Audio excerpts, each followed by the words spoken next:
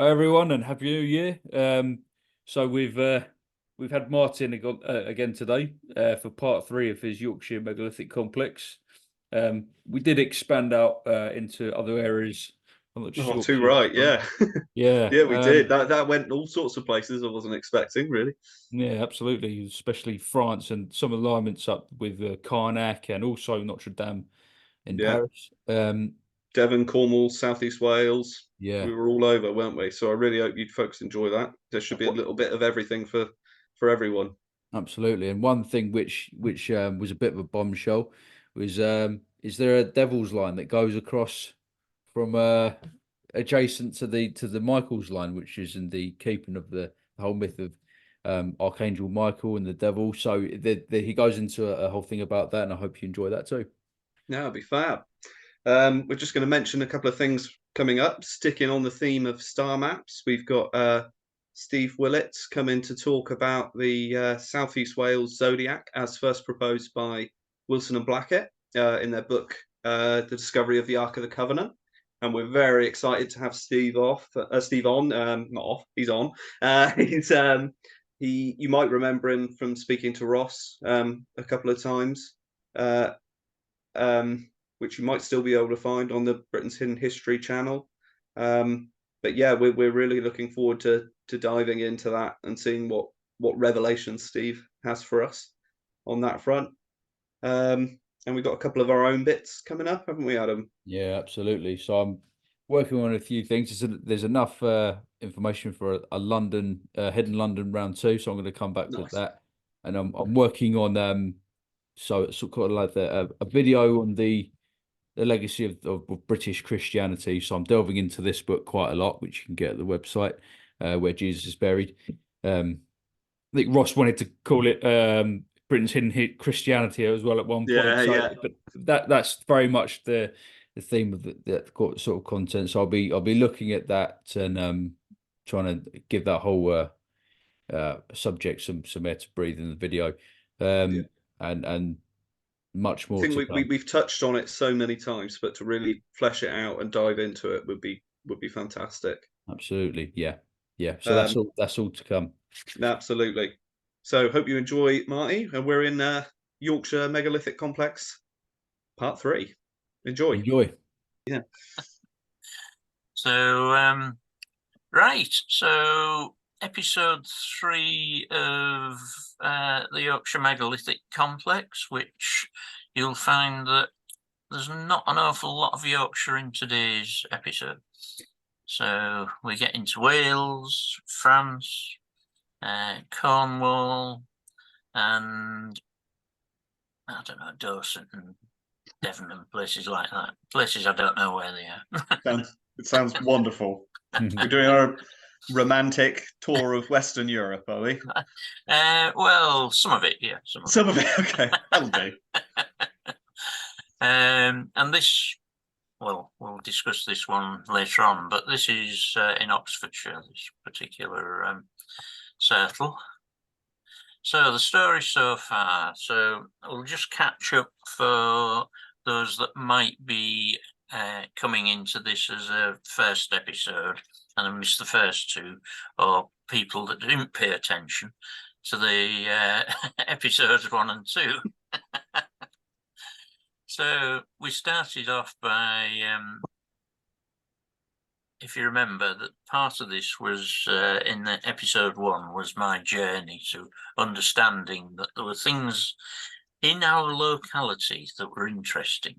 Mm-hmm. And I would recommend anyone to investigate the local history that's around them. So certainly in Britain, I mean, it's so deep and long term that you can go anywhere from, I guess, pre-Neolithic right through to the Industrial Revolution and beyond. Mm-hmm. So what we see here is Yorkshire, the Thornborough henges, which are 3 big henges near Ripon, and also not very far south of there there's the Devil's Arrows. Now, I particularly like this picture, actually, because it shows all three, and it's an old picture. And it gives you an idea of size, because now there's the field is well farmed and been ploughed several times for a year by the looks of it, and there's a build-up of earth around the bottom, so you just can't see how big this thing is. This is the smallest one. So, and the other two are actually substantially bigger. Wow. Yeah, that's nice to see in a bigger image, because I think you showed us this one before, but it was quite little on the screen. Yeah, so it's that's right. Nice to see it bigger. That is it's a beautiful image. The one in the far distance is the second biggest monolith in England, Britain actually, and the one in the middle is the third biggest. Right, and then we come to the biggest, which is the Rudstone monolith. So I found all these, and if you remember, I didn't know what to make of them, and I woke up at 3 in the morning with my 3 o'clock voices saying, is there something that ties them together? And if you remember, even the archaeologists think this might be Orion's belt. So before we move on to that bit, Peter, you mentioned last time that some people might not know what a henge is. Yeah, it's a slippery definition, isn't it? It is a slippery definition. So a lot of people are going to think this is a henge. Well, it's not. It's a blingy stone circle. You're right. I think that's a fair assessment. Yeah. This is the henge. So it's a raised embankment, usually circular, but not always, with probably 2 entrances, but there might only be 1, but there might be more. There's a ditch inside the embankment, and then a raised centre. So if you think about it, if you've got one of these that's sort of 800-foot diameter, there's an awful lot of work gone into building that thing. Absolutely. Right, so Stonehenge is actually all of this, and you can see why it's called Stonehenge, because there's the stones that we have up there, and here's the henge that goes around it. Yep. I think it was the prehistory guys made a joke of what makes Stonehenge special, and the answer was lintels. Actually, the stones are big, to be fair. I mean, it's a bit of a snarky remark, but it really does pretty much the essential difference between Stonehenge and a lot of our other monuments is it has lintels. I mean, I always think that it gets far too much attention, and other sites get hardly any. I mean, there's sort of 2 places that get attention Neolithic-wise in Britain, and there's Stonehenge, and there's Orkney, isn't it? Orkney, yeah. Absolutely. But I think it's interesting. Can I just point out on your little one with your arrows on it that very important that the bank's on the outside and the ditch is on the inside. Yes, yeah. Yeah. So yeah, that is important, because otherwise it could be a defensive structure.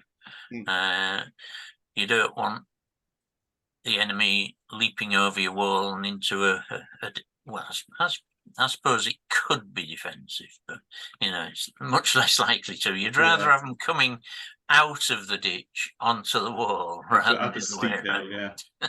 Yeah. Right. At Thornborough, the embankment was thought to be about 14 foot high. If you remember, I estimated it 12 or 13 foot, so, and 65 foot wide. Pretty big. The ditch is still up to 2.6 meters deep in places and 20 meters wide. So pretty big. Okay, so if you remember, the archaeologists think that Orion's belt, which is here, is represented by Thornborough. So I was wondering whether the devil's arrows represented something, and I knew nothing about the stars at this point. So I nearly got up in the middle of the night and didn't, which is good because I'd never found it. But if you actually look at a star map, you get this arrangement. So the Pleiades down here, and this is the Hyades with the V shape. face of the bull, right? Which I ignored when I first looked at it, and I immediately jumped to the conclusion it was the Pleiades, and it was. So after a lot of effort and a lot of experimentation with methods and things like this, this is what I came up with. I've enlarged the size of the monuments so that they stand out. So this is Thornborough, and you can see where the stars are. This is the devil's arrows, and you can just see the green rectangles there. Yeah. I've enlarged the stars, otherwise you won't see anything. Yeah. And this is Canabarn Henge, and that's where Aldebaran is. So this star here. Yeah. So that's a close-up of the devil's arrows. Great. And with the stars are still enlarged a little on that close-up, so you can imagine them closing in slightly. So that's where we got to with the star map. Now, other things we covered was the Egyptian star map, and I'm pretty sure that there is something there. We then talked about links between Egypt and Yorkshire. So, for instance, the walls of both monuments, the pyramids and the henges, were coated in white, and there's the name of the river. They're both on significant points of latitude. And there's 2 or 3 others. If anyone's interested, they need to go and look at episode 1. Yeah. Whippets and big. We also talked about the Neolithic builders and how they have put mysteriously vanished. We don't know why it happened, but they almost totally vanished, leaving hardly any DNA at all. And I guess part of that is there's not that much evidence, and the rest is that archaeologists just aren't interested. That's my take on it anyway. We went on to then talk about the positioning of the site. So this is what we've got with Thornborough up there, the Devil's Arrows down there, and Canabarn there. And we can draw an absolutely straight line from Thornborough to the Devil's Arrows, and this line up here to Canabarn. So we talked about the possibility that, or the actuality, that this line down here to Canabarn picks out the southernmost rise point of Aldebaran. Now that happens in 9600 BC. And if you remember, 9600 BC, we said was Plato's date for the destruction of Atlantis. It was also the end of a period of time called the Younger Dryas, which I guess quite a lot of people see this will know what the Younger Dryas is, but some won't be totally baffled. So the last ice age, or the ice ages come and go, and there's periods between that are called interglacials. Those periods last about 10,000 years. So the last ice age started about 100,000 years ago. It's 110 probably. And it was beginning to come to an end about 20,000 years ago, and the climate was warming. And then at about 14,000 years, there was a sudden rapid rise, and that was reflected in a sea level rise, big sea level rise. And then some wild fluctuations in the 2,000 years after that. So a sudden drop, another rise, and then a huge drop into temperatures that were the same as the absolute depths of the Ice Age. And that point where that drop occurs is the start of a geological period called the Younger Dryas. It's named after a small alpine flower called something Dryas. That period lasted 12, 13, 1400 years. And there does seem evidence that it was caused by a comet impact, or maybe an enormous solar flare. So something. Several comet impacts as well. Yes, yeah.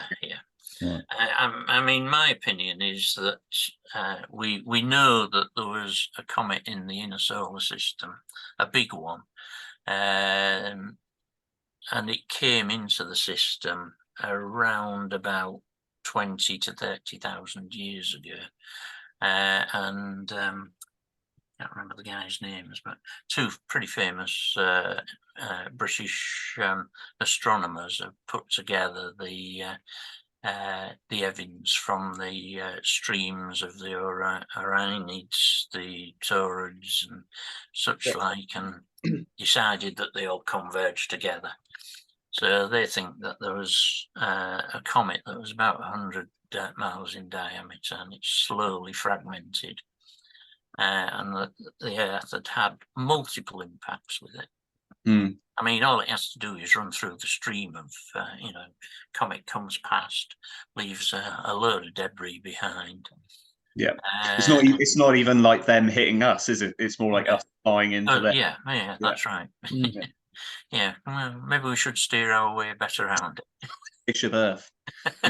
Anyway, 9,600 years ago, it was the end of the Younger Dryas, and that was catastrophic as well. So the temperature rose 10 degrees centigrade, probably in less than a year. And just after that, we got enormous, once again, sea level rises called Meltwater Pulse 1b. So something dramatic happened at that time. Now, if we look at the area around Aldebaran, which is here, we see that there are multiple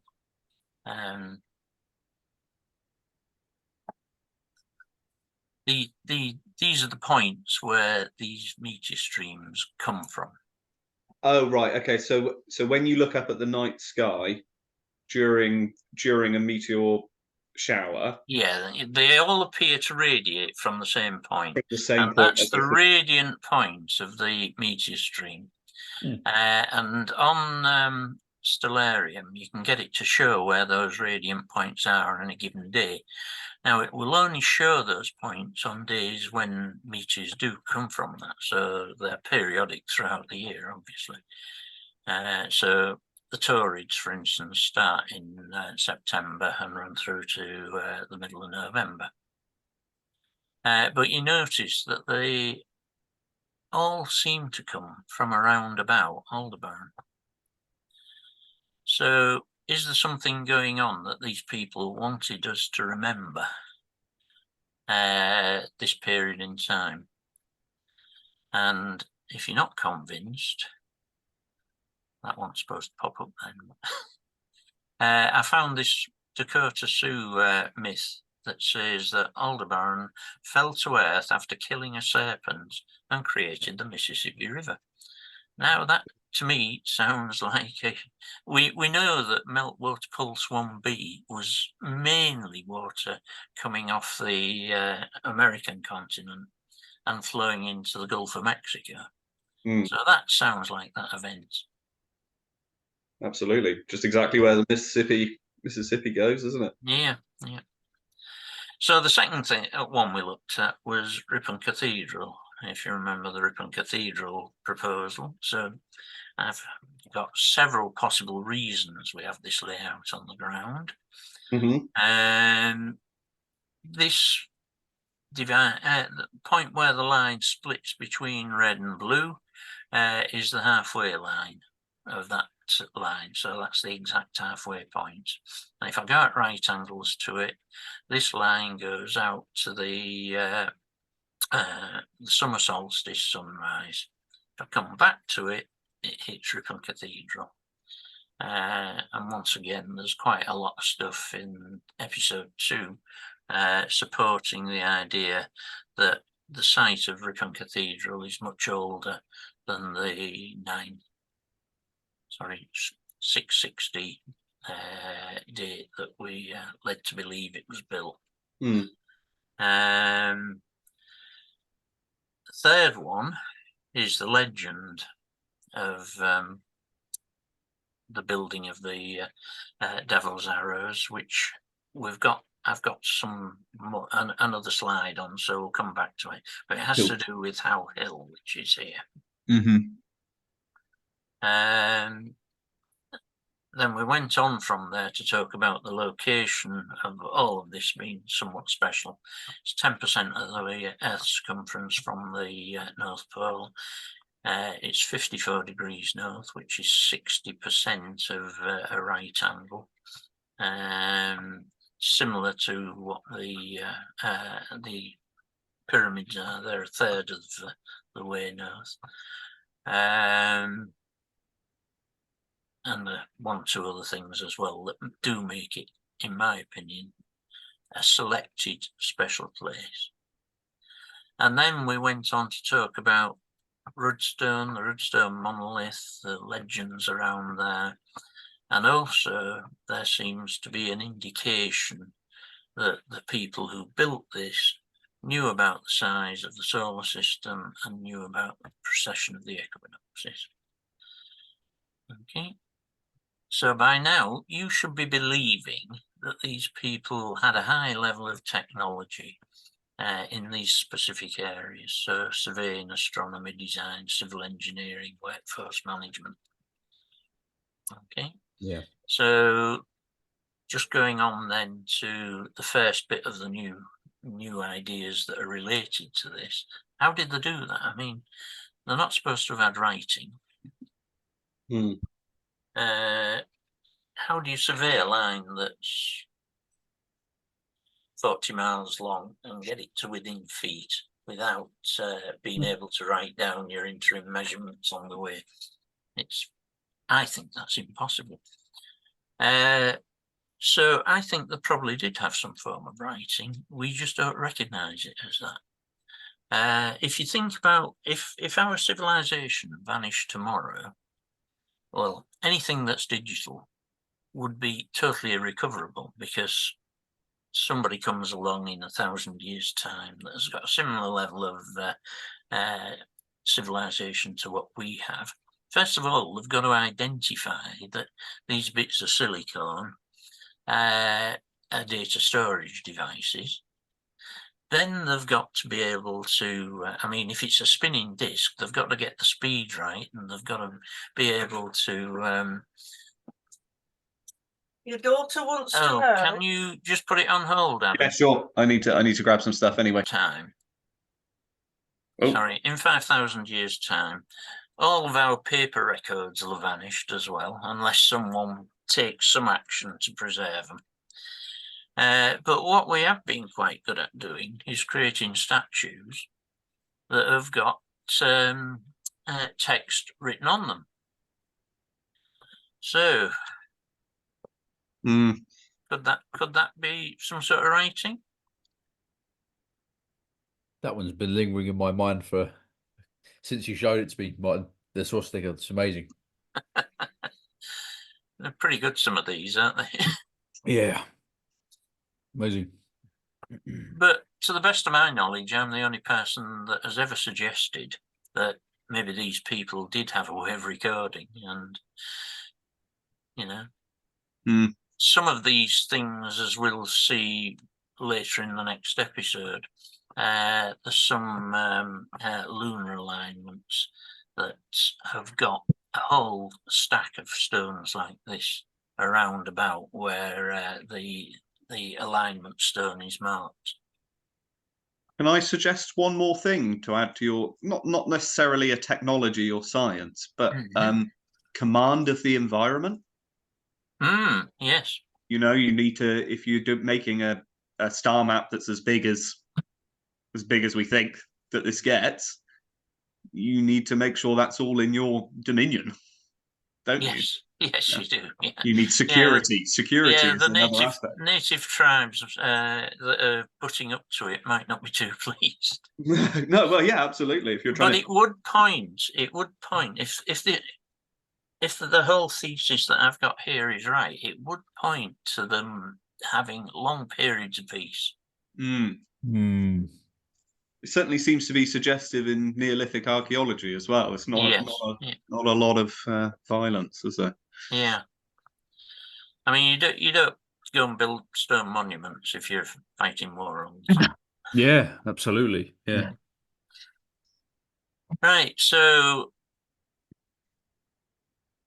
I've not really covered it yet, but I've hinted at it. That I think that the Thornborough henges are an actual observatory. So they use them to observe the stars for whatever reason, and I've got one or two thoughts about that, but let's not go into that much at the moment. And I think that it was specifically, specifically, it was a lunar or a place that was given over to the moon, and you'll see why later on. But they also used it to observe other things as well. But the lunar bit was the really important bit. I did go through a phase thinking the Devil's Arrows were a solar observatory, one given over to the sun. And I'm not absolutely convinced about that, so I don't particularly want to put it in here. But you may remember this. So this is the line from the Devil's Arrows to Thornborough, and this was the solstice line that goes back to Ripon Cathedral. Yeah. And Peter mentioned this interesting sort of shape of around here and this circular wood. And it had grabbed me when I first looked at it, but I'd never really had a dig around. I found this ancient map, well, not ancient, but it's about 1850-ish, and it's actually called Moon Plantation. So, that's so awesome. It's cool. I just thought that was an interesting extra piece of information. That Absolutely, might be yeah. used at. Right, so this new stuff I've got here, it starts off with a legend and then goes into the theory of the alignment with Aldebaran is why we've got this layout. So if you remember, the legend was that the devil stood on How Hill and threw stones, and they became the Devil's Arrows. So the phrase that he was supposed to have said was, Burbridge, keep out to way, for Aldeburgh town I will ding down today. And here we have How Hill, Aldeburgh, the Devil's Arrows here, and you can see that the line from there to there goes straight through the centre. That distance there is 43,200 feet. That distance is a bit short of that, but if you extend that to 43,200, this becomes an exact right angle. So, if you remember that professional number, is it, Marty? Significant number is 43,000. Yeah, indeed. in the Yeah. Great Pyramid as well, isn't it? Exactly. Yeah. Yeah. So Peter mentioned last time that maybe How Hill might have been significant in the building as well, just from the point of surveying. And it could actually be, it can be seen from both of these places. And it is a significant high point. So you could see it from all of these places. So it could have been the point where they used to lay out the entire layout. But that's not all, because sitting on top of How Hill, there's this this building which I was never very interested in because it don't look that old. No. It turns out, though, that this is built on the site of a previous chapel, and that chapel was dedicated to St. Michael the Archangel, which I thought was moderately interesting when I came across it. And I thought, I wonder if there's anything about St. Michael and the devil. Well, oh yes, there is. So the Bible in Revelation 12:7-10 describes Michael fighting and killing the devil, and also a war in heaven. So perhaps the chapel was built there. If you remember, we've got a legend of the devil. Perhaps the chapel was built there to try and kill that legend. I've got a better legend than you. Yeah. Yeah. That's it. That's it. All right. But then I found this. So this is Syrian icon of St. Michael killing the devil. Oh, hang on. Can we put it on hold again? Yeah. Yeah, of course, Kev. Yeah. Low tire pressures. So this is a Syrian icon of the devil killing St. Michael killing the devil. And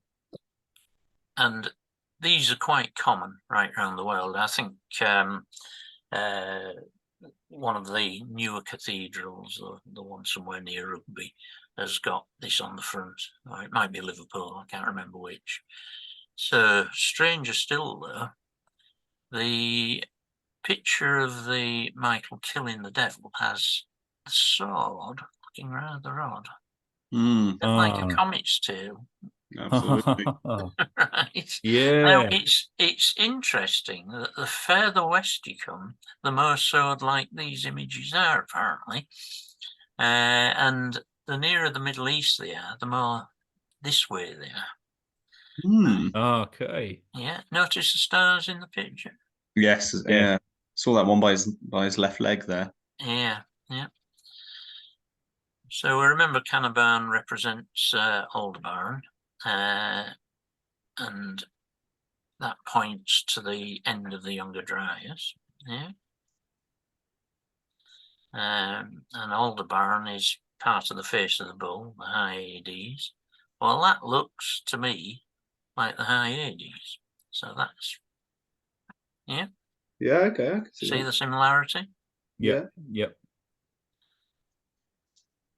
So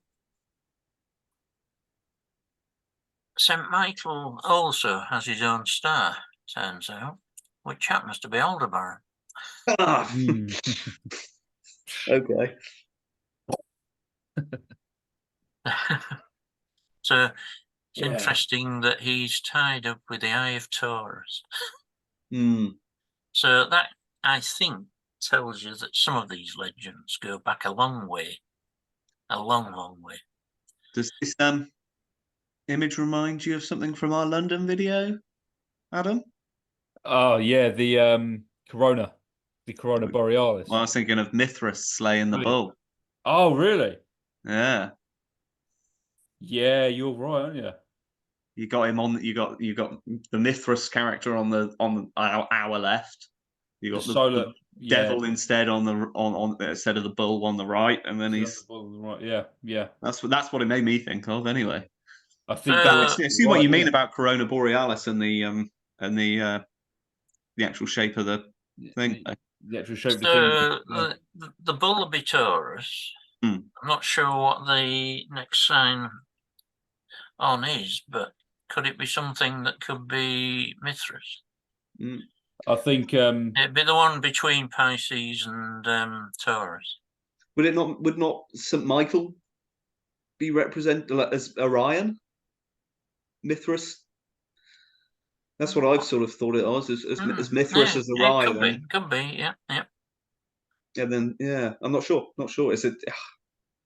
It's very tempting little rabbit hole to dive down. Oh yeah, It definitely. is. Anyway, so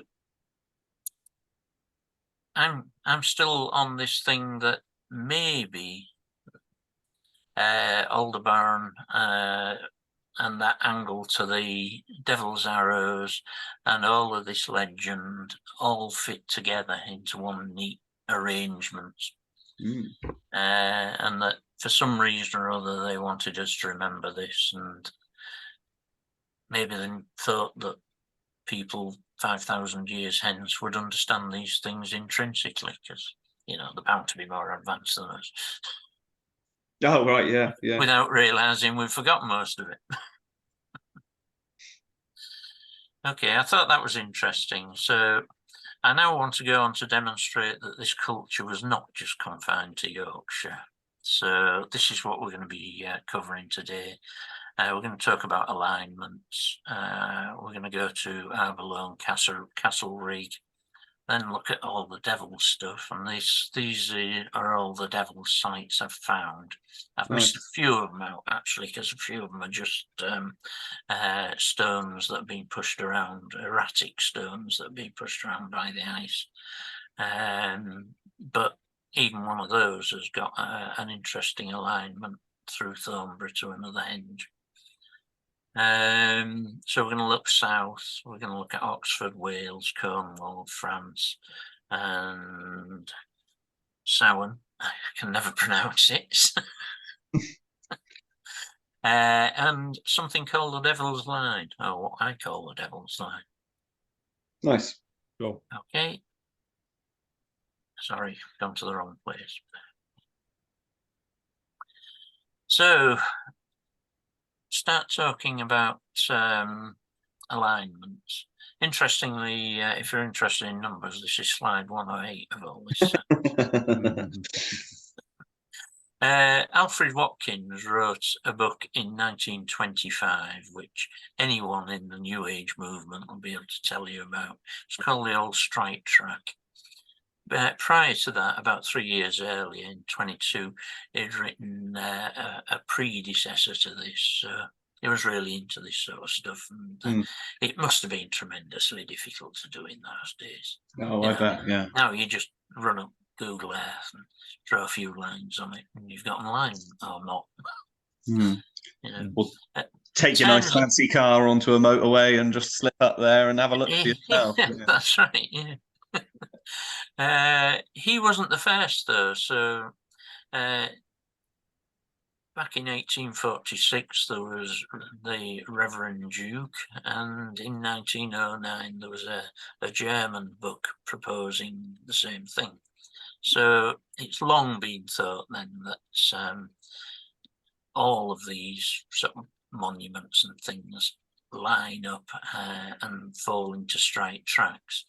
And Watkins thought that there was also evidence of trackways on them. And that doesn't surprise me, actually, because if you think of the days before maps and all the rest of it, you want to get from one place to another. Well, how do you do it? It's turn right at the third post office down the road there, and then left at the Red Lion type thing. So it's a similar thing, isn't it? Turn right at Thornborough. Yeah. So alignments, I think there are 3 types, and people might think that there are more. So monuments in a straight line, 3 or more, and as Peter said, you can't do it with 2. There's a line that points to a celestial event, so we've seen one of those with the alignment from Carnac to the Devil's Arrows, pointing to the southernmost rise of Aldebaran. And once again, if you don't have the technology, how on earth do you ever find that out? So the usual things to point at are the equinox. Well, the equinox, most people would know that it's due east or due west, but do they know exactly where due east and west is? The solstice is more difficult because it varies further north and south you move, and the major lunar standstills. Star or planet rises are more difficult because stars trend along the horizon over the years. So really, you've got to know the relationship between what you're looking at and a star really is to be able to say anything about it. And the other one, which I've never seen anyone write about before, is 2 or more monuments on the same line of latitude or longitude. And we see that, and you can do this with 2 actually. The Devil's Arrows and the Rudstone monolith. Yeah. So both within 6 feet on the same line of latitude. Golly.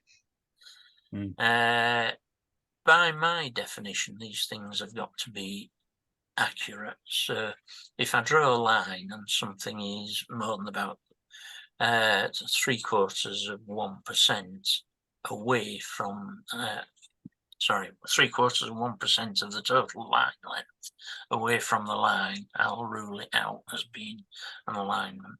Okay. So it's got to be pretty much on.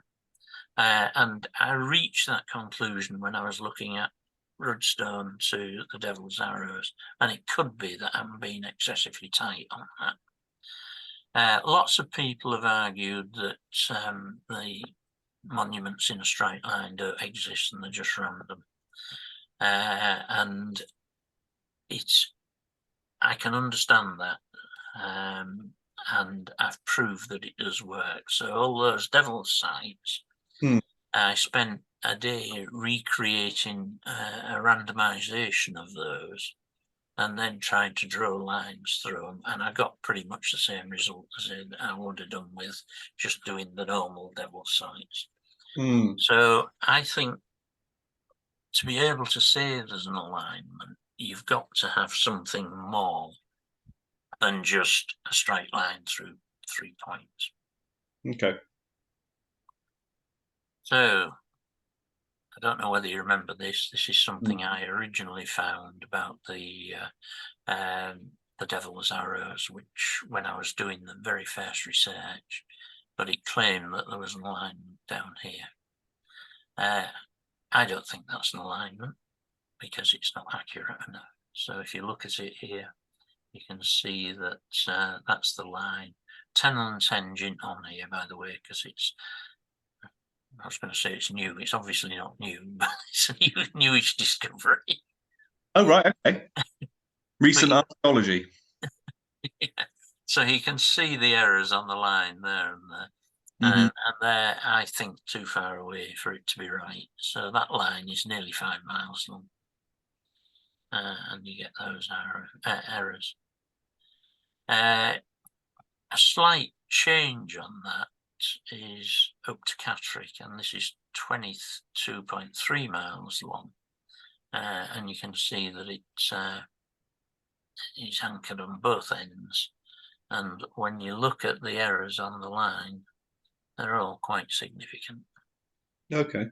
So I don't think that's an alignment. However, I do think this is an alignment. So this is the other line. This is from the Devil's Arrows to Thornborough. And that passes by Nunwick Henge. It doesn't just pass by Nunwick Henge. It's within 20 feet of the centre of Nunwick Henge. Oh, right. And as Nunwick Henge is no more now than a crop mark, it could actually be more accurate than that. So that is that was genuinely meant to be there. And there's something else significant about them weekends, which we'll get to later. Right, so I mentioned Tenland's Henge, and you may remember last episode we mentioned Bain's Grave and Paddock Hill. Mhm. Those line up pretty much exactly. So the error at Paddock Hill, if I fix the ends, is 90 feet, which is less than half of 0.1 of 1% of the line length. So if that was meant, it's pretty accurate. Hmm. Now, this is from the Devil's Arrows to Rudstone, and these points down here I would normally reject as being too far away. So this is what I mean. How do you decide how accurate these things Yeah. are?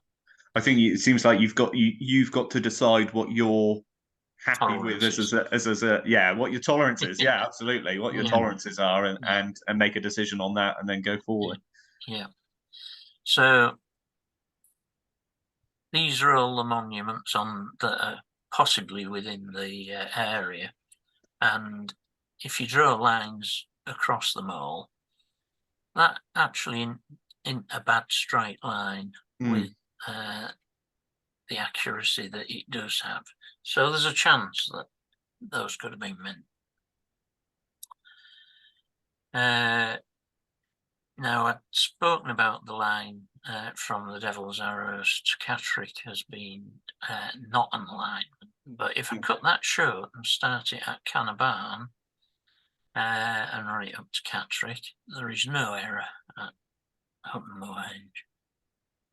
I can't believe how many henges you've got in the area, considering when you see distribution maps of Neolithic monuments in Britain, Yorkshire's virtually blank most of the time. Yes, yeah, that's right. It's And amazing. you've got Wow. many hundreds of them.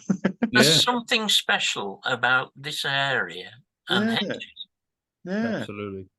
I can't think. That's just nuts. There's loads of them. I think is it 14, 13, 14, maybe 15? Yeah. Just in this area. Now, this particular line is actually more interesting than that, because if you extend it to Paris, it comes to within 3,600 feet of Notre Dame Cathedral, Oh wow. which is 0.17% on the line. Now, is that purposeful? I don't know. But it also passes in Kent a stone called the Devil's Stone, and the error there is 3,000 feet or 0.13%.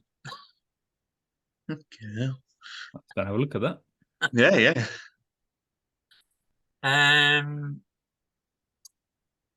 Now, you remember I talked about Claro Hill as being a possible small version of Silbury Hill, and no one really knows how old it is or why it was built, and it's been knocked down now, so no one's ever going to find out. And I proposed that it was part of the monument, and I think this is one of the reasons why. So previously I've mentioned Ferrybridge Henge there. Further south there's one called Cadbury Henge. Now these line up all the way through, and that line is nearly 42 miles long. The error at Ferrybridge is 0.4%. The error at Claro Hill is 130 feet. Yeah. I think Claro Hill was meant to be part of the design. So what is the knowledge on Claro Hill then? Is it just that it was a prehistoric mound and now it's gone? Yes, prehistoric mound that's gone. And all right, fair enough. And That's it long gone, is it? Like no, they knocked it down when they widened the A1 in, I think it was 1998. what? Oh my god. Jeez, man. Well, Fair enough. You know about the extraction of minerals from the Thornborough area, do you? Hmm. Right. Yeah. So there's gravel quarries there, and the gravel company wanted to extend into the henge site. Yeah, Mm. yeah, Yeah. And there was the locals said, no, you can't do that. yeah.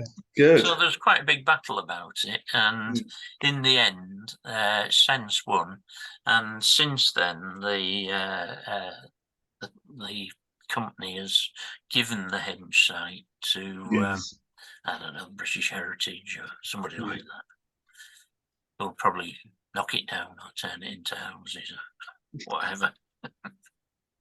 Well, they just won't do anything whatsoever. I think it's generally the English heritage. They just, Yes, yeah, that's right. yeah, you might get Yeah. a sign up if you're lucky.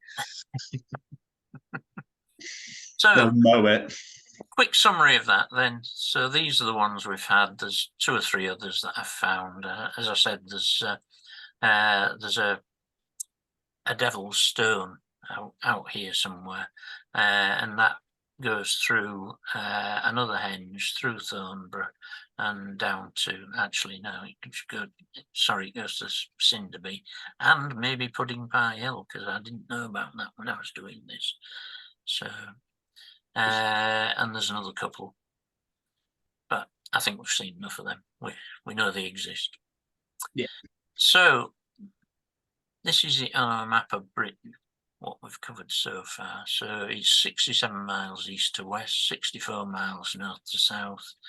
Colour code, and you've got Thornborough in the middle, you've got henges in green, and you've got stones in red. So Arbelo, it's obviously one. I mean, I think most people have heard who are interested in Neolithic things will know about Arbelo. It's one of the premier sites in the north. So it's a henge with stones. So if you remember, we defined what a henge was, but the stones laid down. So quite interesting. It's also not a circular henge.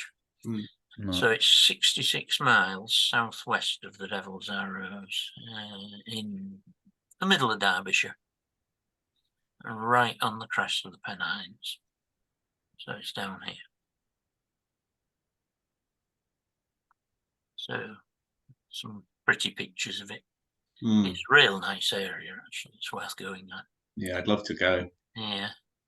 So somebody did a thing of what it'd look like if they're all stood up. Of course, we don't know whether they're ever standing or not. No. No. That gives you an idea of the stone size, although there's nobody there. So you still don't have much of an idea of the stone size. There's somebody stood on.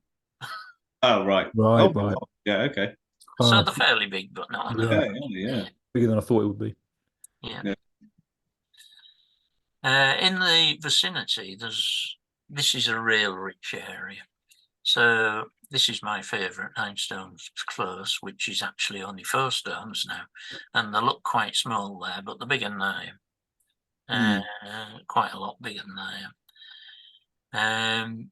They stand next to this outcrop, which is called Robin Hood Stride.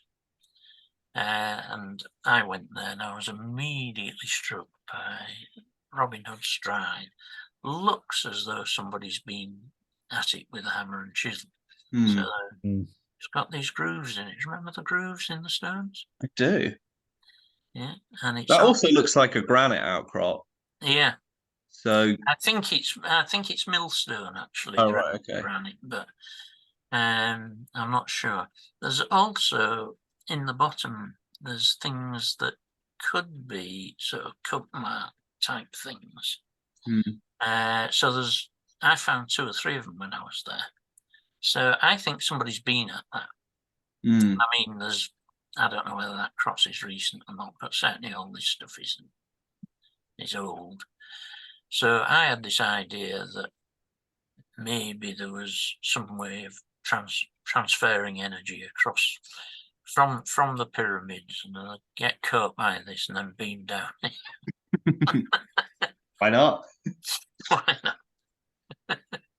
I mean, I must admit, if I was at 9 stones, the first thing I'd do is look around, and if I saw Robin and Stride, I'd be like, "That is related somehow. Yeah. It has to be." Somehow it's Somehow, related. yeah. I mean, these stones were built there.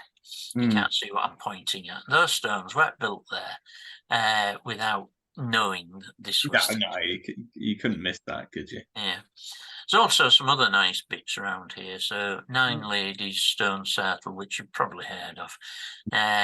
This is absolutely, I mean, the stones are all small, but it's really peaceful environment. When you go there, you just feel as though there's something there saying, calm down, it's all okay. Mm. Interesting. And then this one in a wood between there and there, Dolto. And once again, it's a nice little stone circle.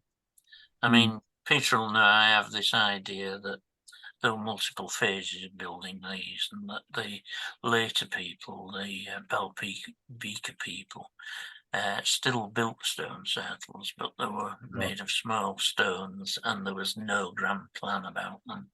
And I think these are typical Beaker people stones.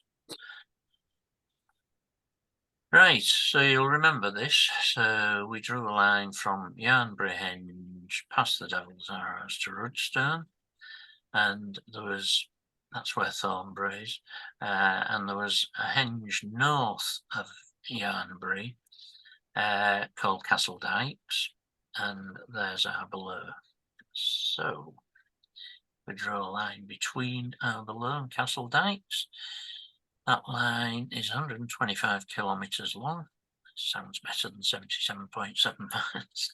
Oh, I don't know. You quite like space. Yeah. Pretty cool. Right, the error at Yarnbury is less than 100 feet. Mm. So once again, that looks deliberate to me. Yeah. Mm. Now, it's interesting that these are the only henge monuments on the top of the Pennines between Arborough and the Scottish border. So the fact that they line up, remember I said that things have to have something more than just a line. Mm. And all the ones we've seen so far are pretty much all henges, rather than, I haven't thrown in the Red Lion pub or St Michael's Church. Yeah. They're all henges. And the density of henges isn't that high. So to have them lined up, I think tells you that somebody meant that to happen. Okay, yeah. Now, I was fiddling about one day and I found this. If I extend that line, and I can run it all the way up to Orkney, it goes through 6 stone circles, a stone row, and a standing stone site. It's 406 miles long. And those are the errors on each site. You can see that they get slightly more as you get further north. And it depends, actually. I mean, I've not done a least what's it called? There's a statistical technique for line fitting. I've not done an exact one of them, so you might be able to get it a bit more accurate than that, but not. Would spherical geometry affect it at all, Marty? A straight line? Does it affect a straight line? I think it's a very good question. Yep. Because that might even make some of the things more accurate rather than. It might do. Yeah. I did a bit of digging around on Google Earth about spherical geometry and straight lines, and no one really knew the answer, but the best I got was it allows for it.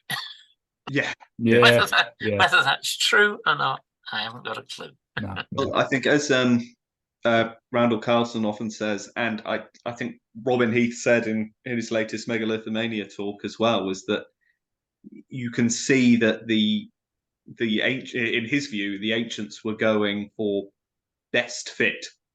So yes, there is incredible accuracy and precision, but also you can see that they have a very pragmatic approach Yeah. to placement as well, Yeah. and an understanding that in real life there's certain things that you can't do that you can do on paper. Yeah. Yeah. Yeah. Now, the top of the Pennines is actually a fairly dense area. Oh golly, yeah. Yeah. Oh, all sorts going on.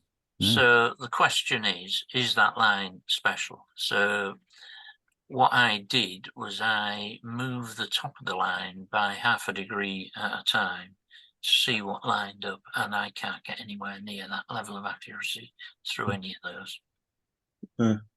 Right. So here's your money and takes your choice. I think that's deliberate. But... Yeah. Right. You may have heard that below is due north of Stonehenge, but rather sadly it's not. 1.3 degrees out. So you could see why people previously might have thought so. But while we're in Wiltshire, the Great Pyramid has an exterior angle of 51.51 degrees, which is the same latitude as Silbury Hill. Silbury Hill has an exterior angle of 30 degrees, which is the same latitude as the Giza Complex. And the angle of the main axis between Thornborough and the Devil's Arrows, if you measure it from east, is 51.12. So is there some significance in 51 degrees? Yeah. I don't know. Right, so we've looked at below. Castle Rig is up here, and it's another one of England's premier sites, and it's a pretty one. So it's not really a circle. Somebody sat on it. It's got a rectangle in it as well. Yes, yeah.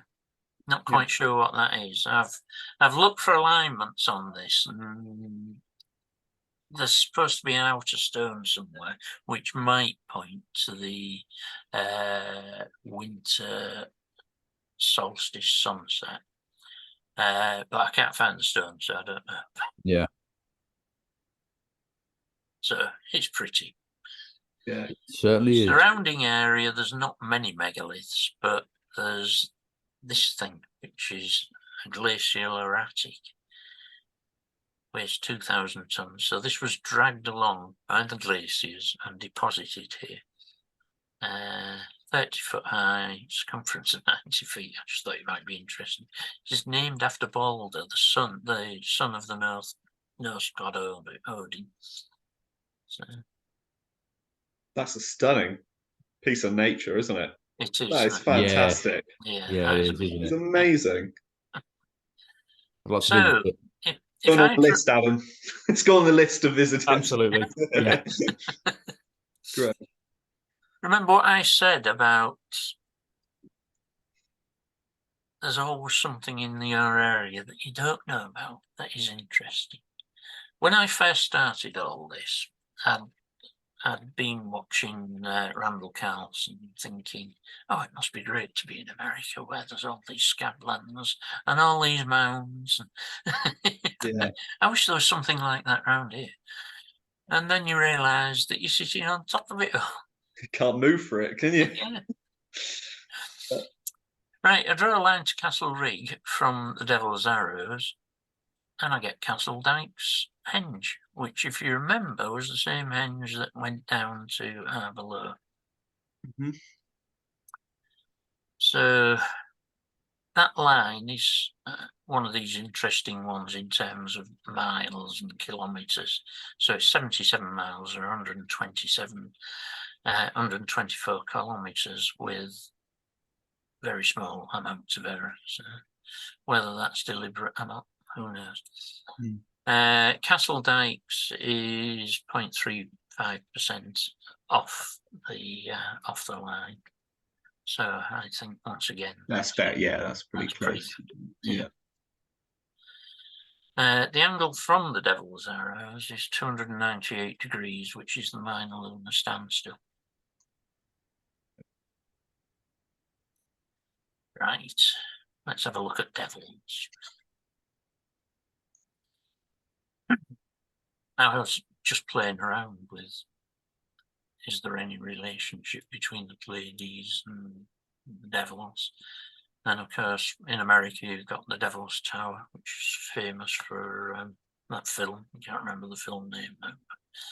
Close Encounters. Close Encounters, that's the one. Turns out that the Lakota tribe in America have a legend associating Devil's Tower and the Pleiades. So a group of Lakota girls were pursued by a giant bear, and they prayed for safety, and they ascended into heaven and became the Pleiades. Now, if you think that the bear might represent the Great Bear, and we're looking for comets somewhere in Taurus, you draw a line from the Great Bear to the Pleiades, and you get pretty near that radiant point for me. Talked about previously. Mm-hmm. So that, I didn't necessarily go there, but I was just interested in that association. Yeah, no, interesting. Absolutely. Yeah. Near to the Devil's Arrows, there are another two sites. There's the Devil's Stone, which is an ancient stone in Cockgrave Church, and Devil's Cross Hill, which is a tumulus, or maybe a long barrow. Once again, it's been demolished, so we don't really know. This is the Devil's Stone. It's regarded as Romano-British, and we'll know what that means.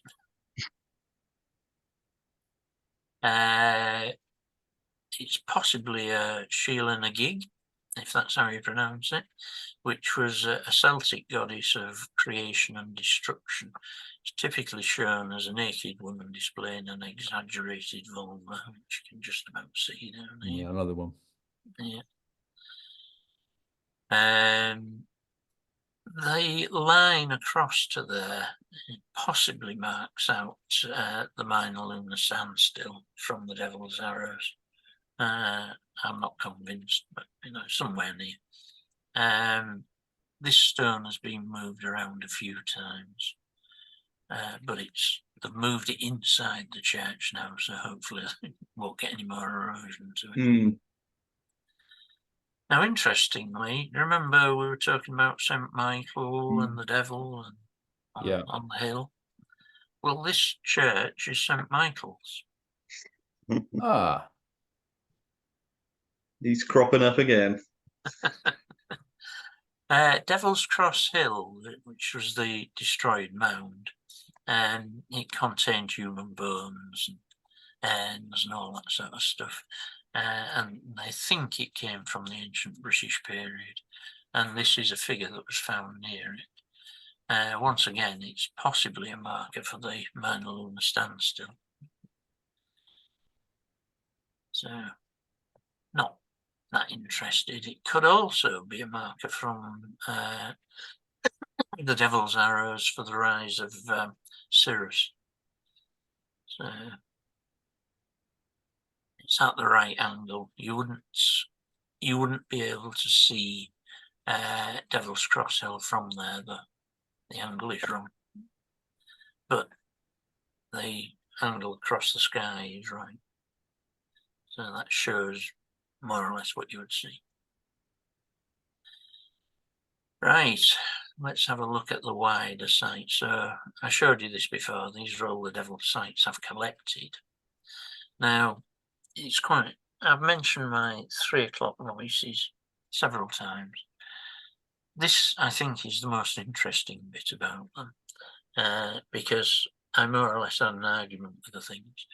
So I got totally stuck and I couldn't progress at all 18 months ago.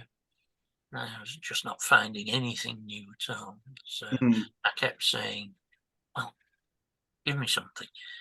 And it kept saying, look south. I have looked south. Look down to Cadair, which is right down in South Yorkshire. Well, you don't get any explanation from these things. I mean, you hear stories of people who've been given songs and books. Well, I don't get any more than, you know, one word type thing or an image of something on a map. So this went on for a while. Look south, look south. In the end, I decided to draw a line going directly south. Now, this is the Devil's Quoit it's in Oxford, it's near Oxford, a place called Whitney. It's one of the most researched sites in the UK, and it's been totally rebuilt, so you don't necessarily have to assume that it did look exactly like this when it was, you know. I suspect the stone placement and stuff has moved somewhat. But I've heard some people say that I mean, I don't know how good the reconstruction is, but apparently the volume of research done before the reconstruction was incredible. yes, And they 100%. really did try to cover as much and do it as best they can. It's what I've heard other people say about it. I don't know how true it is, but it certainly looks good in that picture. Yeah, it does. Yeah. So the Devil's Quoit is down there. So we're getting further and further away from Yorkshire. And just so you know, quoit is a flat stone thrown during a game. A game of quoits. Yeah. Right, so if I draw a line due south, it's 163 miles and it's due south of the Devil's Arrows. So the error is 600 feet, which is 0.07% of the line length. Yeah. Bloody yeah. So the voices could have been right. That's amazing. That's one of the stones, and there is an interesting YouTube thing. If anyone wants the link to it, no doubt we can put it in the comments, Adam. Yeah, no worries. Yeah, I'd like to watch that. Yeah. So there are a number of Devil's Quoits, most of them in South Wales. So you can see there's a group there. There's one down here, and there's one down in Cornwall. That's a better picture of the South Wales ones. Well, they're pretty close together. Yeah.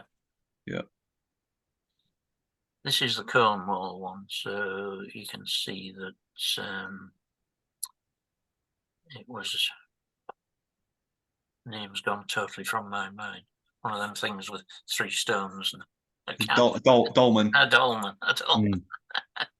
Yeah, they use quoit for dolmens in Cornwall, but they also have cromlech as well, which I think is more accurate for dolmen. But yeah, they've got Lanyon quoit as well. But we've got one of these. I think that one. The Devil's Quoit at Newton Cromlech. Oh, okay. I mean, I think that part of this problem with quoit, cromlech, stone circle, dolmen is the fact that Neolithic archaeology, or this sort of period, it's like the same with the definition of henge. The names came long before there was any sort of proper scientific exploration. Yes, yeah. So you get things named with certain names even if they aren't quite what One of the things I was reading about this bit of South Wales was someone was saying, seems that any stone anywhere around here is called a quoit. Oh, right, okay. Right, so these are some of them. So this is Newton Cromlech one. This is Stackpole Farm, and there's another one on the other side of a river from there. And then this is one that's just a bit further north. These go down from the northwest up there to the southeast there, and that is more or less at right angles to that. Okay. Some of them do have alternative names. I thought I'd put them in. There's an interesting tale about the one at Stackpole has been that these stones go dancing on summer solstice eve to a tune played by the devil. And then at dawn go back to where they were. Right. Sorry, I've just got got the Quoit reference. Sorry, I've just understood. We were back to devil throwing stones again, aren't we? Yes. Yeah. Okay, right, yeah, sorry. Being a bit slow on that one, yeah, I've got on there. Right, so this was the line we've already established down to Whitney. I draw a green line, due west, absolutely due west. Within my tolerance, that gives me an alignment across to the Cromlech one. So the error's a little bit large, but you'll see why I think that is a genuine error rather than anything else as we go on. I then draw this yellow line from the Devil's Arrows. That is the winter solstice sunset. Now, obviously, you can't mark it from there, but I suspect they knew it, and that was part of the layout. So what I'm conjecturing here is that there is a big map that covers a big part of England that has been designed into that place. Right, this black line, which you can hardly see, is the sighting line from Whitney to the equinox sunset. So it's where the sun would cross the horizon. And that actually goes to the Devil's Quoit in Pembroke. So you extend the line from where it crosses the hill line, then runs down to the Devil's Quoit in Pembroke. That red line is almost exactly north-south down to the one in Cornwall. Went to a degree off, which I wasn't happy about when I discovered it. I'd actually got the Devil's Quoit in Cornwall in the wrong place because it's wrong in megalithic.co.uk. If you actually find it on Google Earth, it moves it very slightly. Nice. I've this is a number of times this has happened to you. You think you've got an error, and then you look at it another way, and you've actually got something more accurate than you thought you had in the first place. Yeah, that's right. Yeah. Amazing. The pink line marks the sunset on Samhain, or Samhain, or however you pronounce it, Halloween. Yeah. As seen from Whitney. Crikey. So all of that looks as though it's deliberate. Yeah. Now, let's have a closer look then at the Pembroke bit. So I can draw a line through 3 of the Devil's Quoits, and it's 6.9 miles long. At Stackpole Farm, that's this one in the middle, it's 25 feet out. Yeah. This other one at St. Twinels is 600 foot off the line, so it's not part of this alignment. So it's there for another reason. Looking southeast down the line, you'd see the sunrise on Samhain. Still can't pronounce that. Looking northwest, it may be the minor lunar standstill, and it's also very near the sunset on Beltane, which is May Day. Of course. Can I just do one tangent, Marty? And that is Helstone in Cornwall.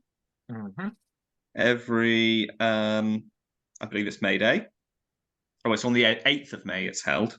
It's Flora Day. And the dance is started off by a performance of St. Michael slaying the devil. And in a local pub, I think the pub's shut down. There's a big old rock called the Hellstone, which was the rock that was meant to have fallen down with the devil when he came down. Now the rock is a local bit of rock, and I think the name Helston actually comes from lease for court. It's Helliston, so it's obviously a very important place at some point. But I just thought it was interesting to throw St Michael on May Day fighting the devil there for you. Some DM me with the location of that. Yeah, sure, we'll do. Whether we have any relation. This line also goes through Merrion Coat, which is a hill fort. So the best view of it is from above. So you can see that you can just about make out the embankment there, but it goes straight through the middle. So whether that whether that was built because of that line, or it was maybe a henge that had turned into a hill fort, who knows?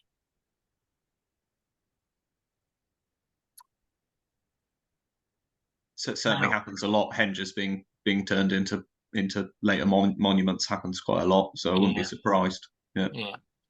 So that line that goes from the Devil's Quoit in Oxford to the far one, which the name hasn't appeared on there, has a number of monuments along the way, and they're all, if you look, I've given the errors on them there, and in fact, there's the errors. So they're all very close. Oh, some very interesting names coming up there, Marty. Yeah. I know the two in Blair the Ad is, I believe, on the Southeast Wales star map as well. Is it? All right. Yes. So that's there. Yes. Now that is interesting, isn't it? Yeah. And this word "tuin," so it's sort of used for mounds, isn't it, Adam? Yep. But it has a bit of a dual meaning and can also mean star. Right. So that's good one to keep an eye on. You'll notice I've put this one in red, Quoits Wood, which is down there.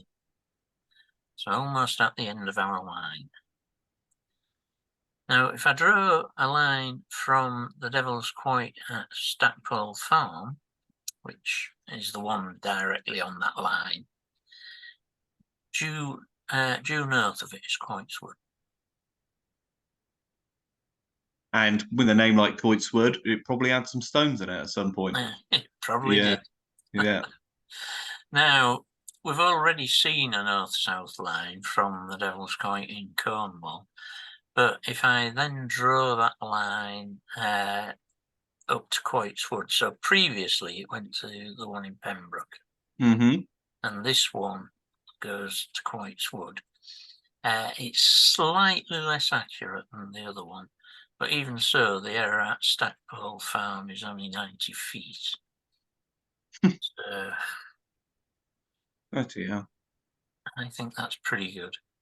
And then, if you don't think this is convincing enough, if you go back to Thornborough and look down the line of the Major Lunar Standstill, it comes down to directly down to Cornwall. And if you go to the Devil's Arrows and do the same thing, the two lines converge. I'm sorry, all I can do is swear at this point. I just don't really know what to do with the information. Well, neither do I. Yeah, I mean, even all I'm saying is this must have been designed. Yeah, absolutely. Certainly appears like your east-west line is very similar to Robin Heath, Stonehenge to the Preseli Bluestone Quarry line as well. I had a quick look at that actually, and I couldn't quite fit it in, but it was a quick look. You can see there's some sort of corridor across there, of importance, whatever it is. Yeah.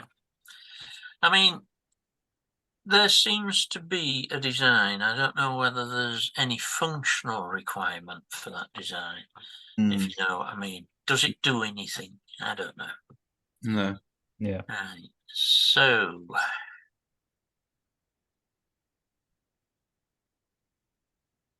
So the Devil's Quoit is here. If I draw a line from Rudstone and extend it, I finish up at the alignments to Curliscan, which is the biggest alignment at Carnac. Oh, fantastic. I'm what 750 feet out, but given the length of the line, it's not a lot. So it's 465 miles long. Whitney is nearly on the golden ratio point, but not quite. Which I was quite sad when I realised it wasn't.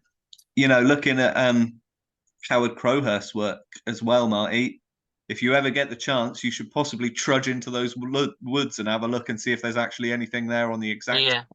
Because Well, he's pointed out several stones that he found because of work he did with the alignments and just sort of wandered off, you know, nearby. You know. Yeah. It's got to be worth looking, isn't it? Yeah. Yeah. You go through a couple of Channel Islands there as well. Sorry. Yes, there is. Yeah, no. I remember you were interested in the Channel Islands. Yeah. Very mysterious place. I mean, to be fair, it would be difficult to miss a monument in the Carnac area, but but Curliscan is the biggest. Yeah. So this just gives you an idea. Yeah, it's littered.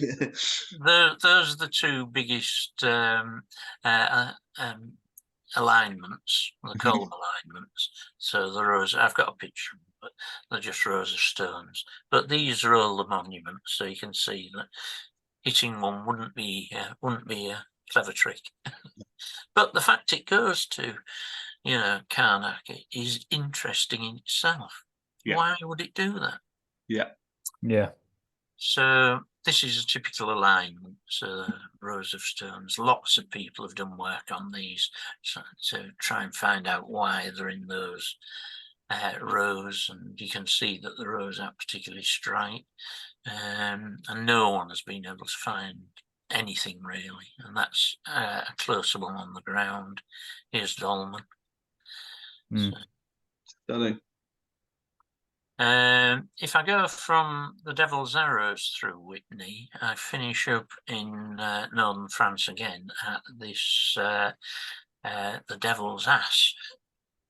So that's 304 miles long, and the area at Whitney is 400 feet. But it's another Devil's. Yeah, no, definitely. Yeah. Now you might find this one amusing. So everyone knows about St. Michael's alignments, the most famous ley line in England. So it goes right from down here through St. Michael's Mount up to Hopton. Well, I can draw a line, a green line, through several devil's sites that reflects it. Wow. We have Michael battling the devil here. Yes. So this link between Michael and the devil keeps popping up. Yeah. Nice work. Yeah. Yeah. Now, interestingly, that line passes through Luton, so I don't know what that tells you about anything. I won't comment. No, I didn't either. Now we've got the Devil's Arrows. This is just one last thing on this. So, so the Devil's Toe, which I think you know well, Peter, is on the Devil's line, so down here. So if I have a line from there to the Devil's Quoit in Pembroke, and this is back to the comment you made about the Mayday thing. So bear this in mind. Passes through the Devil's Stone at Sheba, and it's 160 feet away. And the line from Pembroke is a major lunar standstill. So the angle it makes to the Devil's Arrows line is, as near as I can tell, 90 degrees. So that comes off the Devil's line at 90 degrees. Now, because fitting a line, you can be a little bit out. I can be maybe half a degree out either way on the fitting of the Devil's Line to those monuments. But you know, I think that's reasonably good. That's good. Can we just have a little pause? Sorry. Yeah. No worries. Yeah. Right. Okay, so this is the Devil's Toe is on the Devil's Line, so Peter will know this. Know it well, I suspect. Indeed. What you may not know about is the Devil's Stone at Sheba. Shabir, I believe it's pronounced. Shabir, is it? Yeah, I think so. All right. So they have this ceremony of turning the stone on the 5th of November every year to keep the devil at bay for the next 12 months. Now, does that ring a bell to your story? Yes. Now, the church at Sheba is St. Michael's. Ah, fantastic. 7th of November is a cross-quarter day, which is halfway between the solstice and the equinox. And Samhain is the 1st of November. Mm. So, I certainly think that Guy Fawkes Day was placed on the 5th because there was already festivals taking part on that day. Yeah. I've got a comment about that, actually. Mm. So,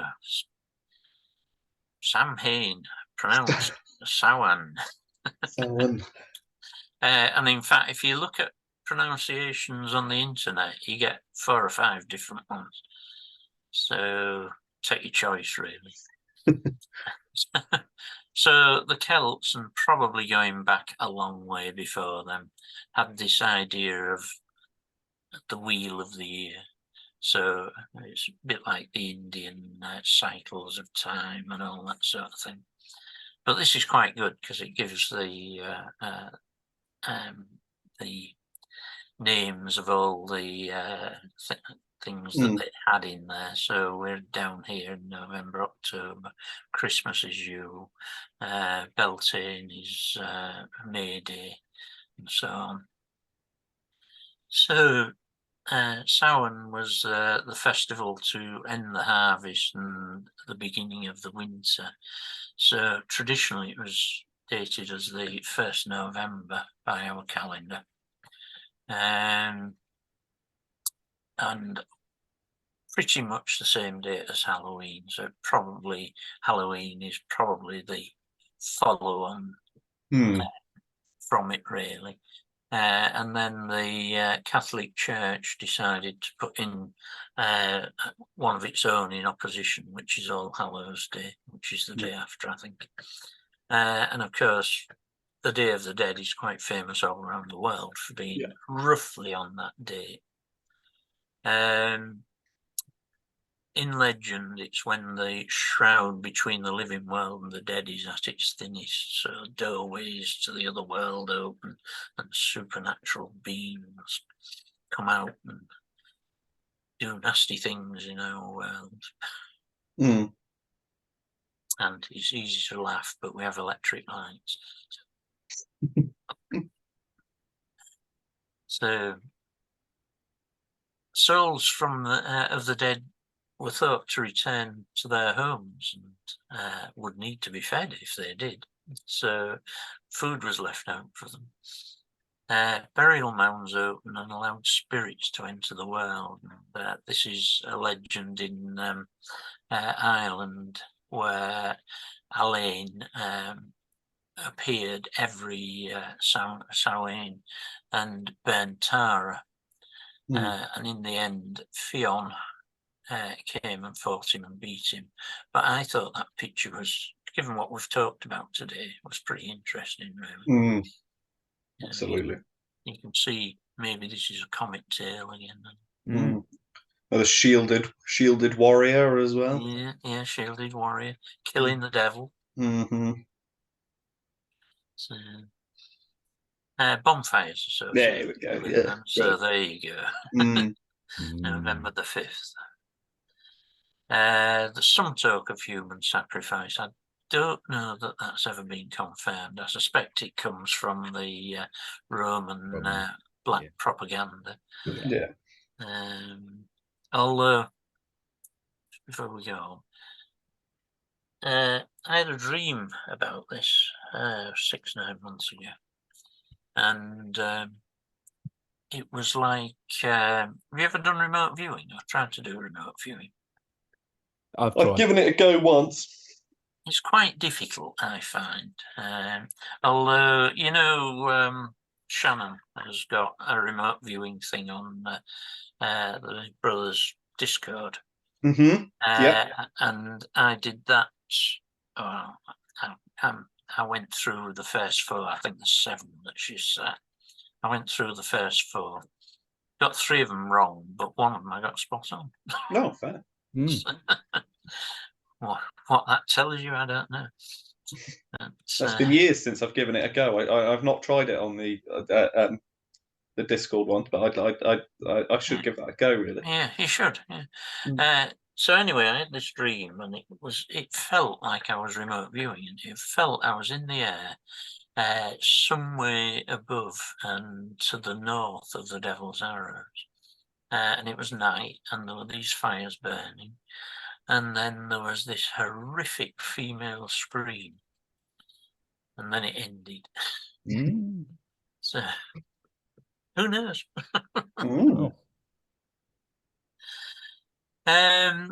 Now, the Day of the Dead has generated a theory about impacts. So I don't know whether you've heard Randall talking about it. So the similarity of the dates all around the world, he puts down to an impact from the Taurid meteor stream around about Halloween date. Now, there is a problem with that, though, because the radiant point of meteor streams moves over the years in a similar way to what the stars does. So, in the 10,800 BC, which is if you remember, the start of the Younger Dryas, which is what he was implying was the event that caused it. The Taurid meteor stream is indeed active in one part of the year, but it's June. So I don't think that idea holds water. Fair. Which is rather sad because it's a nice idea. Yeah, no, it is, yeah. Right, so just to summarise that then, I think there's clear evidence that there's a relationship between sites with the name of the devil. Not all of them, and some of them might be more recent, been named more recently, but some of them look as though they go back a long way in time. So could the naming have been maintained, passed on, the locals pass on the name, and then eventually somebody from the map company comes along and says, what do they call that pile of stones? That's the Devil's Quoit. So could that have been passed on for 5,000 years? Now, just to go back to what I was saying about alignments, because 3 monuments are in a row are aligned, doesn't mean that they're related. But if they have something else about them, there's a greater chance.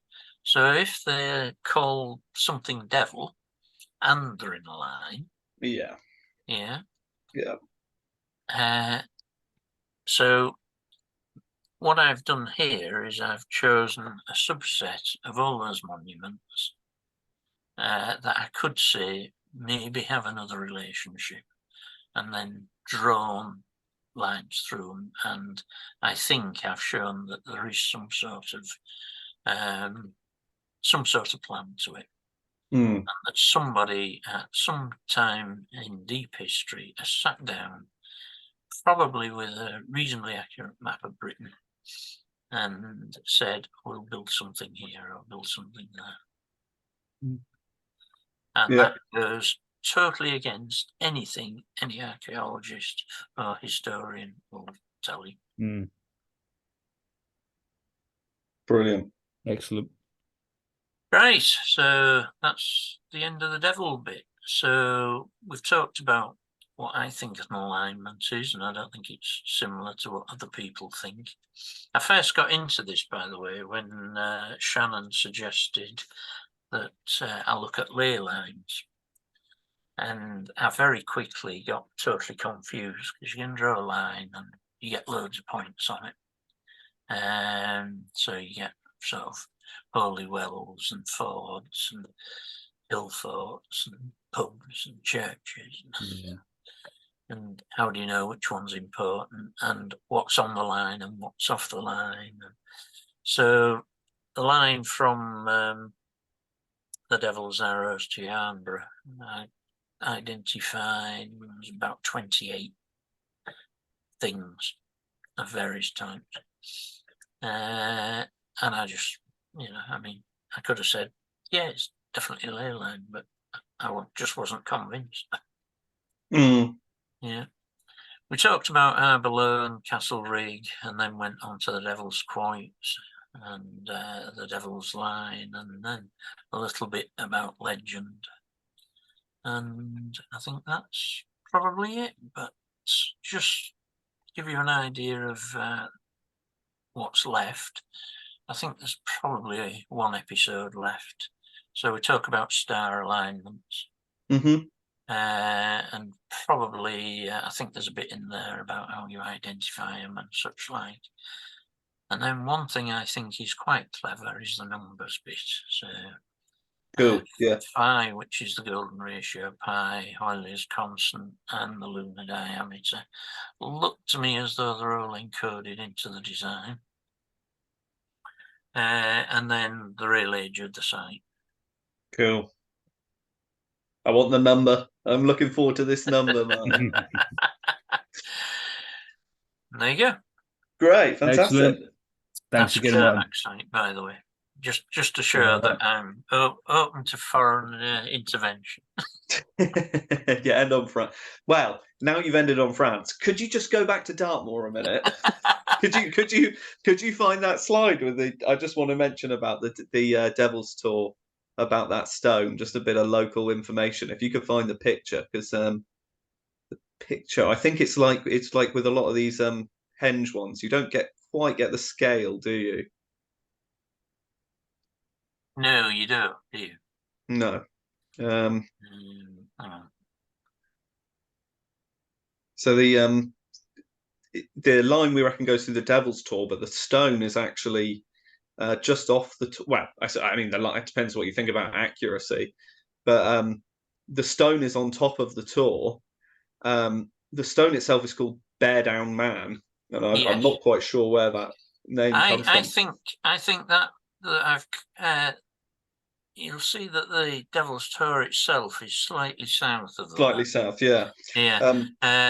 But the Bear Down Man stone is sort of north of there, so it's more accurate than there that. we go. So yeah, so that's. So it looks a bit unimpressive there, but that is probably a good 2.5 meters high, possibly 3. You need somebody stood against them. Yeah, you do, and it is actually, if your pet theory about bigger stones, older, smaller stones, younger, is correct. Bear Down Man is the biggest standing stone on Dartmoor.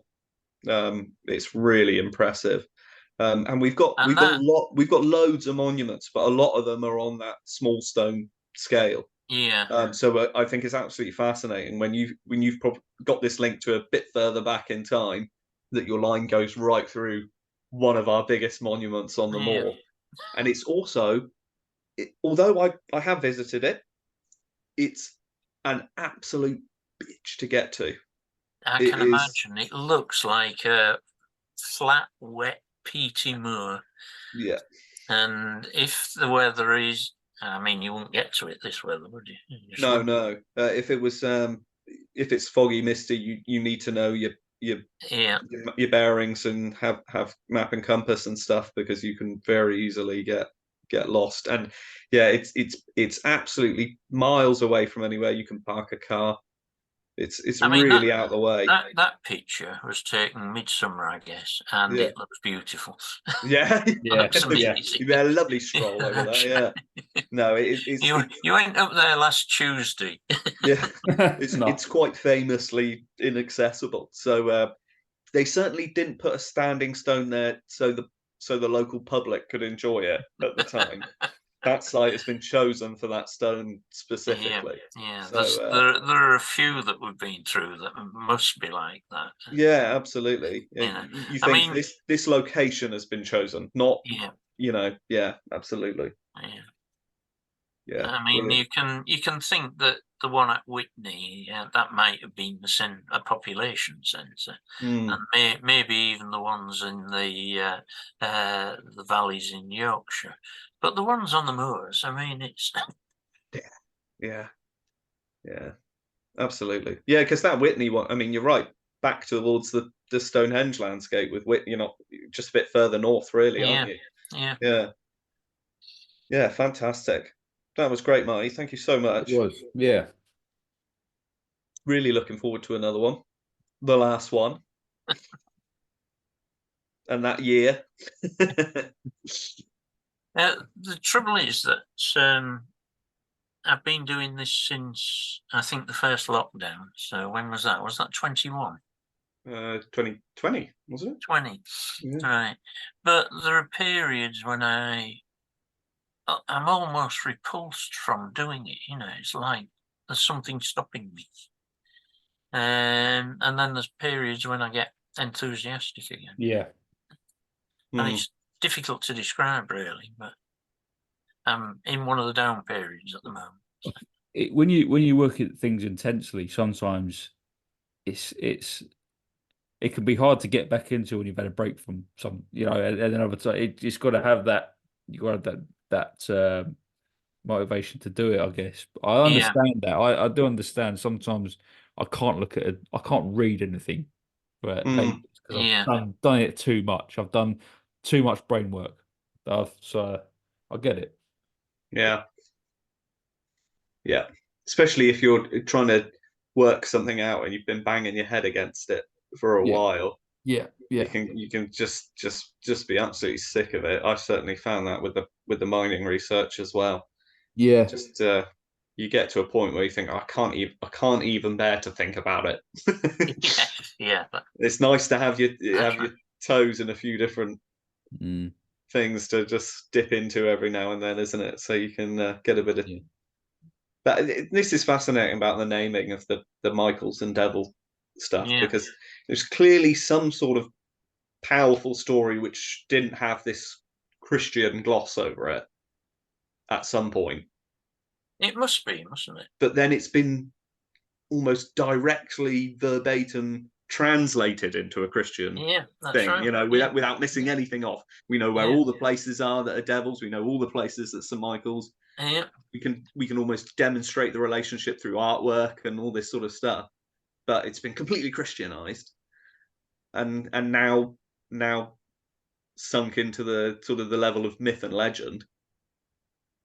But there's something physical on the ground that predates obviously the Christian idea by thousands of years. Amazing. I love that Devils and Michaels line. That was great. Yeah, I love that. Yeah. I mean, I only did that as a bit of fun, really. I didn't think it was relevant, and then you add bits to it, and it suddenly begins to pop up, and you think there is something about this. Yes. Yeah. Great. Fantastic. Glad I don't live in Luton. Yeah. We'll edit that bit off the end, Mark. No offense to people that do live in. I'm sure they're thinking the same thing. Yeah, great. Cool. Right. So thanks for that, guys. Right. Thank you, Martin. Thank you. Yeah. Brilliant. Yeah. We'll if we sort of cut it around there, Adam, and then we'll record an outro. Hi everyone, and happy New Year. So we've had Martin again today for part 3 of his Yorkshire Megalithic complex. We did expand out into other areas. I'm not just Oh, too Yorkshire. right, yeah. Yeah, Yeah, we did. That went all sorts of places I wasn't expecting, really. yeah, absolutely. Especially France and some alignments up with Carnac and also Notre Dame in Yeah. Paris. Devon, Cornwall, Southeast Wales. Yeah, We were all over, weren't we? So I really hope you folks enjoy that. There should be a little bit of everything for everyone. absolutely. And one thing which was a bit of a bombshell was is there a devil's line that goes across from adjacent to the Michael's line, which is in the keeping of the whole myth of Archangel Michael and the devil. So he goes into a whole thing about that, and I hope you enjoy that too. Yeah, it'll be fab. We're just going to mention a couple of things coming up, sticking on the theme of star maps. We've got Steve Willits coming to talk about the Southeast Wales Zodiac as first proposed by Wilson and Blackett in their book, The Discovery of the Ark of the Covenant. And we're very excited to have Steve on, not off, he's on. You might remember him from speaking to Ross a couple of times. Which you might still be able to find on the Britain's Hidden History channel. But yeah, we're really looking forward to diving into that and seeing what revelations Steve has for us on that front. And we've got a couple of our own bits coming up, haven't we, Adam? Yeah, absolutely. So I'm working on a few things. There's enough information for a London hidden London round 2, so I'm going to come back with Nice. that. And I'm working on so it's sort of like a video on the legacy of British Christianity. So I'm delving into this book quite a lot, which you can get at the website where Jesus is buried. I think Ross wanted to call it Britain's Hidden Christianity as well at one point. Yeah, yeah. But that's very much the theme of that sort of content. So I'll be looking at that and trying to give that whole subject some air to breathe in the video. And much more I think to come. we've touched on it so many times, but to really flesh it out and dive into it would be fantastic. Absolutely, yeah. So that's all to come. Absolutely. So hope you enjoy, Marty, and we're in Yorkshire Megalithic Complex, part 3. Enjoy. Enjoy.